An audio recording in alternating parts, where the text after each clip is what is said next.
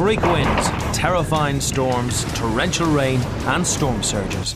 The calling cards when a hurricane hits. It was small, but perfectly formed and incredibly destructive. When nature is on the rampage, life is in danger. It is not necessarily just the wind that's blowing, it's what the wind picks up.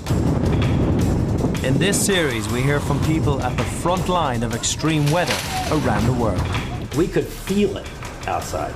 It was this boom. We're going to be asking, is this the worst weather ever?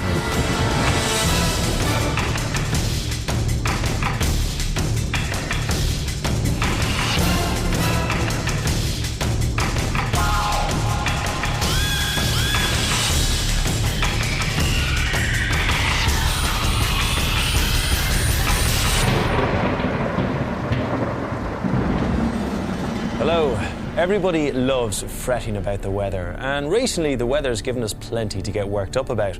Some experts warn of climate meltdown with every new catastrophe and alarm from nature. In this series, we'll be looking at the most extreme weather of recent years, asking, is this as bad as it gets, or is it only the beginning? We start with the epic storm that is a hurricane. Born over the tropical seas, these giant storm systems look like huge Catherine wheels and track across vast expanses of ocean before slamming into civilization with unforgiving force. It certainly feels like they're bigger and more facts. We're going to look at the world to examine the evidence as we see how weather unleashed can create untold havoc. From the looting and rioting that followed Hurricane Andrew to the widespread destruction when Britain suffered its own severe storm.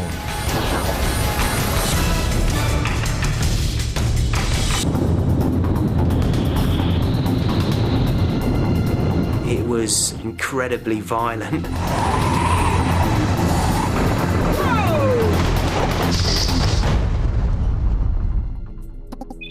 The North Atlantic, 8th of August 2004. The four-man British crew of the Pink Lady was making a record-breaking attempt to row across the Atlantic. The hurricane season was about to begin, with Hurricane Alex brewing and heading their way. I did start feeling that we were expecting something very nasty. Hurricanes strike every year in the Caribbean and along the American coastline from Texas up to Maine. They wreak damage and devastation on an enormous scale, but their beginnings lie thousands of miles away. Most hurricanes actually start as a little clump of thunderstorms over Africa, and they move across the Atlantic, and as they move across, they slowly intensify. Once they get a wind speed of about 74, 75 miles an hour, that's when they're then classified as a hurricane. Hurricane Alex had been stationary for several days, growing in strength. It was now on the move, heading northeast, brushing the North Carolina coastline. Really taking a beating here on Hatteras Island, and we still haven't seen the worst of what Hurricane Alex is going to bring the area. Alex really gained in strength within the span of a few hours to all of a sudden this is a powerhouse that's going to kick us in the stomach here. Mother Nature is making an angry froth of the ocean, and the sand is just killer. It's just... That's what it felt like to us. It felt like you're getting hit with buckshot. But this was just a glancing blow. The storm swung back out to sea and was now heading straight for the Pink Lady. Fearing the worst, Mark spoke to his wife by satellite phone. I said goodbye, and then I felt that knot in the stomach, that feeling that, that's going to be the last time I speak to her. Hurricanes are rated from 1 to 5 depending on the speed of their winds. Hurricane Alex had become a fearsome Category 3 hurricane with winds of 120 miles an hour. They are at their most vigorous when they're over the sea, because that's where they're getting all their energy from. In the middle of the Atlantic, there was nothing the Pink Lady crew could do. Hurricane Alex hit us with everything it had. The waves were twice the size of a double-decker bus. We were black and blue after 5 hours of being smashed around. I feared for my life and just wanted it to stop. After a night of pulverising the boat, Hurricane Alex delivered the knockout blow. This rogue wave picked the boat up, rolled it over, and then broke it over its knee. It was 5.5 hours before they were able to be rescued by a passing boat. The record attempt had failed. The Pink Lady had been lost, but amazingly, the crew had all survived. For Mark Stubbs, the experience was an awesome one. I watched something that very few people have ever seen before. So I sat 12 inches above the sea and just watched it erupt around me. In 2004, Hurricane Alex was the fiercest tropical hurricane ever this far north. But as we see in our second storm, hurricane-type winds have even threatened the UK, surprising weather forecasters.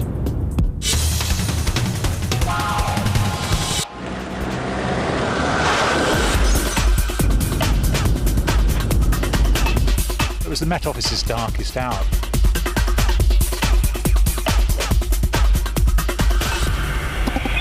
Southeast England, 16th of October, 1987. This isn't a place usually associated with the kind of weather that a hurricane brings, but that year a storm of hurricane proportions would catch out both the population and the experts. It's just beyond belief that you could have a storm with hurricane-force winds the size of Wales crossing the southeast of England and nobody knows it's coming. Shanklin Pier in the Isle of Wight had withstood storms for nearly 100 years, but that night it was destroyed. And the wind got underneath the pier and lifted it, so it looked as it had been blown up, actually. What had once been a much-loved landmark was reduced to flotsam. On the beach was people wandering about the debris. Quite a few of them had hammers, and they were breaking open the boxes of the slot machines for the coins inside.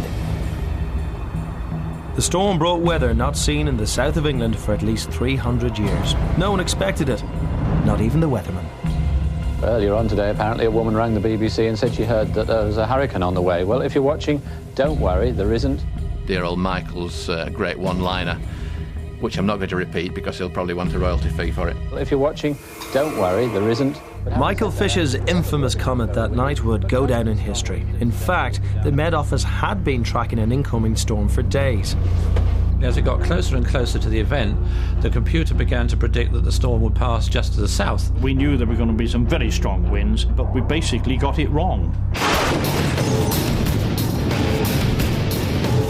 Globally, an error of 50 miles is actually nothing at all. But unfortunately, of course, just that little bit of an error made all the difference. The difference meant southern England being clobbered by hurricane-force winds of over 100 miles per hour. The storm killed 18 people. It also had a devastating impact on the natural landscape. 15 million uprooted trees made areas look like a bomb had been dropped. Trees were just crisscrossing on the ground like a whirlwind gone through and laid this one, that way, and the other one. At Kew Gardens in London, the storm had decimated the valuable historic tree collection. We hadn't just lost one or two trees, we'd lost almost 1,000 trees. And I was trying to think, well, how the hell are we ever going to get this cleared up? Huge trees were simply uprooted from the ground as if pulled out by a giant hand. We thankfully haven't seen storms on this scale again since, but experts predict there will be more to come. They will continue to occur. They've occurred in history. No reason on earth why we won't get similar storms in the years ahead. But we will be in a much better position to give an accurate forecast. But will knowing that a hurricane-force storm is heading our way make much difference? If I were to tell you that the winds tonight were going to be 100 miles an hour, there's not a great deal you can do except batten down the hatches. And I think it would do probably just as much damage. Even in tropical zones where hurricanes and typhoons are to be expected, if one is on its way, there is nothing that can be done to stop it.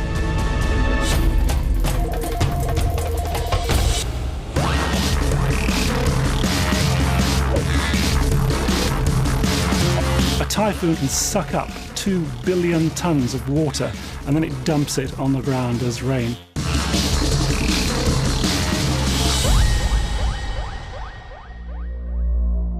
South Korea, 31st of August, 2002. Our third extreme storm is a typhoon, and South Korea's biggest in a generation. There's no difference really between a typhoon, a cyclone and a hurricane. It's just that in different parts of the world, different people give different... Russa, as the typhoon would be named, formed out in the Pacific and would strike some of the southern islands of Japan before finally turning a sharp right and smacking into South Korea. Winds of over 120 miles per hour pummeled the country, but it was the rain that would be most damaging. There was around 35, 36 inches of rain that fell across South Korea in a matter of a few hours. That's almost double what some parts of England get in a whole year. Many buildings were then washed away.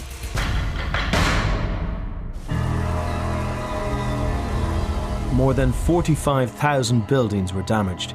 Much of the road and rail systems have been washed away. Thousands were left homeless, and over 500,000 more were left without electricity. But there's one deadly difference between American hurricanes and the Far East typhoons. Hurricanes get into the headlines because they cause fantastic amounts of property damage. Typhoons get into the headlines because they kill hundreds and hundreds of people. Over 200 people lost their lives because of Russa. It would be the worst typhoon to hit South Korea in almost half a century. And yet, just a year later, the country would be hit by another equally powerful typhoon. This time, 110 people died. Some would suggest that as the world gets warmer, more powerful and frequent typhoons is what lies ahead, and more dreadful records will be set. Worst weather records, like all records, are there to be broken. In 1985, 1916 and way back in 1893, there were 6 hurricanes in a single season.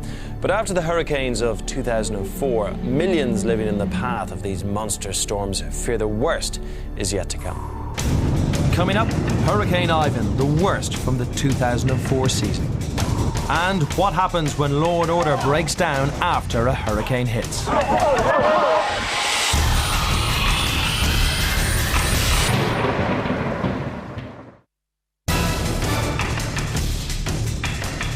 Welcome back. The record for the most intense hurricane goes to one that tore through Florida Keys in 1935. It was a small storm that packed a very big punch. It had winds of 180 miles an hour with a deadly 15 feet high storm surge. There had been nothing quite like it before or since. Whilst not as intense as the 1935 hurricane, one recent destructive hurricane has become notorious for bringing anarchy with its wings. There were neighborhoods just ripped apart. There was 200 square miles of devastation.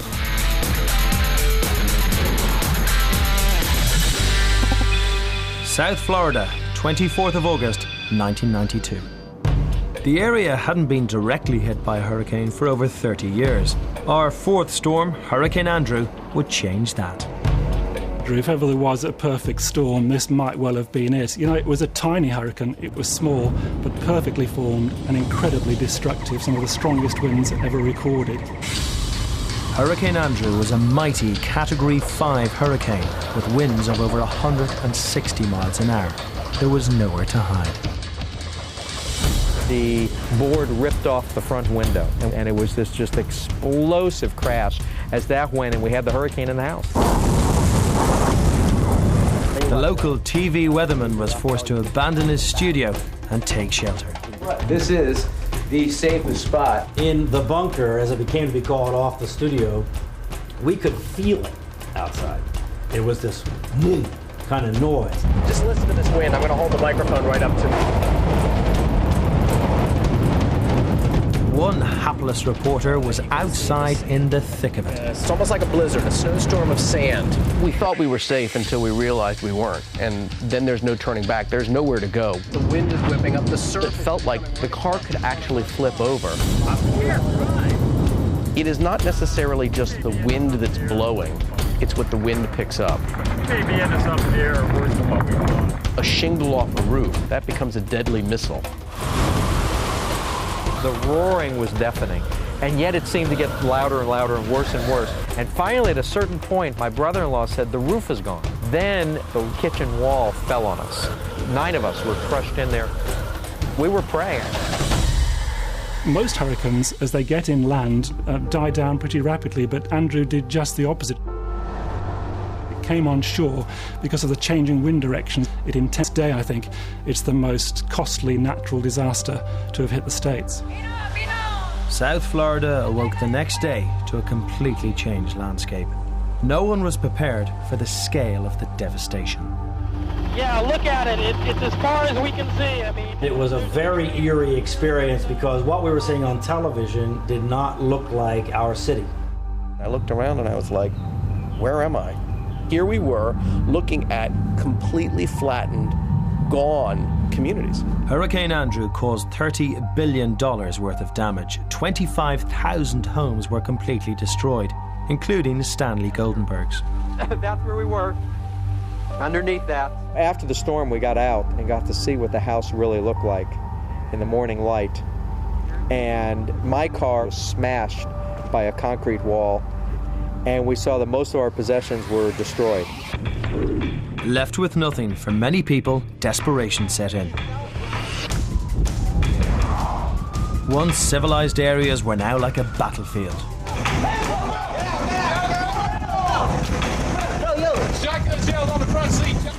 The Florida National Guard was sent to try to keep order.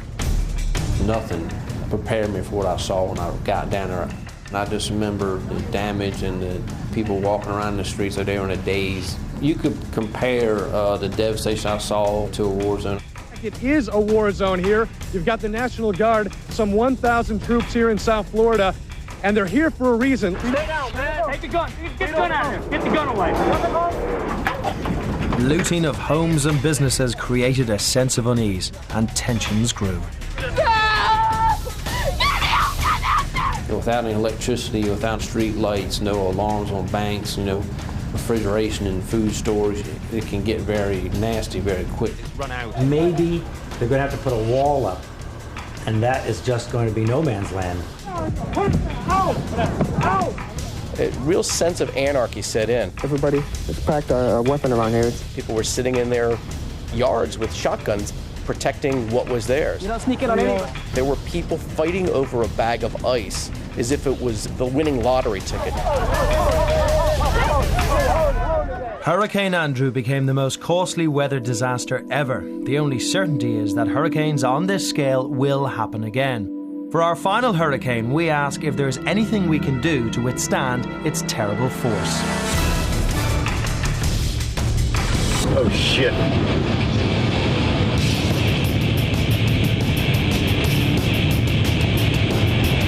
Ivan was big. The most awesome destructive force that I've ever witnessed. The mother of all storms. Pensacola, Florida, 16th of September 2004. Ivan was the 9th and most powerful hurricane of an exceptionally terrifying season. This immense Force 5 hurricane started its rampage in the Caribbean. It was poor old Grenada that really caught a battering from this storm. There were about 60, 70 people killed, I think, as Ivan the Terrible, as it was nicknamed very quickly, struck. Ivan swept through the Cayman Islands, Jamaica and Cuba before heading for the US mainland. 16th of September 2004. Storm chaser Stuart Robinson had been plotting Ivan's every move and had travelled to Mobile, Alabama, hoping to see it make landfall. Okay, I'm good to go. Despite being 30 miles away from the eye of the storm, Ivan's power was still awesome. It was the most intense hurricane I've been under. The winds at this stage were very intense and very relentless. The best way I can describe it is someone parking a jumbo jet at the side of your house and just opening the throttles on full. Further along the coast, the exposed Pensacola beach was to feel the full force of the storm. Most people had evacuated the area, but some plucky residents took their chances and stayed. Mark Sigler has been a resident of Pensacola Beach for 11 years and has faced hurricanes before. During the earlier hurricanes, all of our living space was completely destroyed. We'd have to rebuild it. We did that 3 times. This time, Mark had built a unique home that he hoped would withstand a Category 5 hurricane. Everything about this house is all about storm issues and how to survive them with the least amount of damage. Its domed shape was designed to deflect the wind, the windows reinforced to withstand a bullet. Ivan was about to be its first test. Here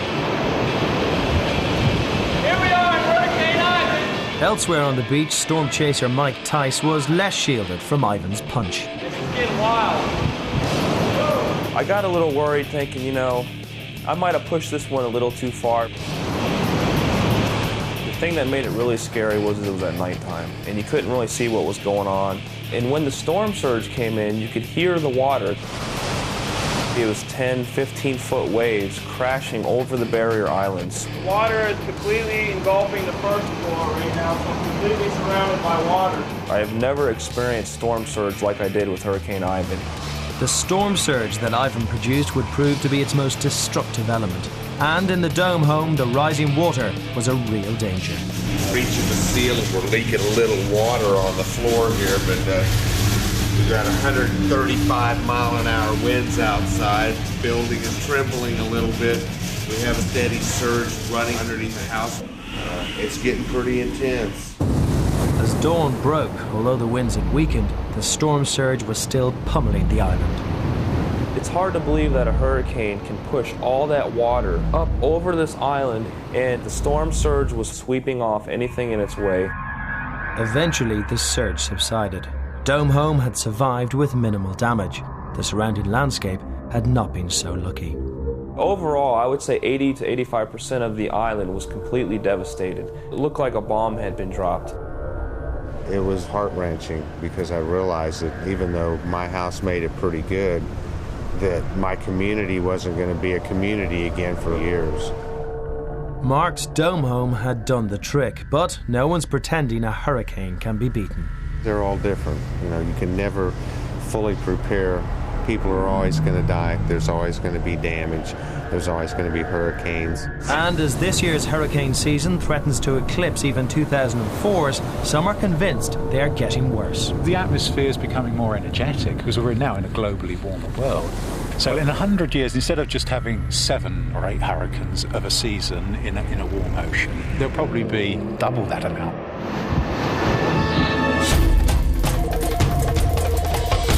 Next time on Is This the Worst Weather Ever? Roads become rivers as we look at floods.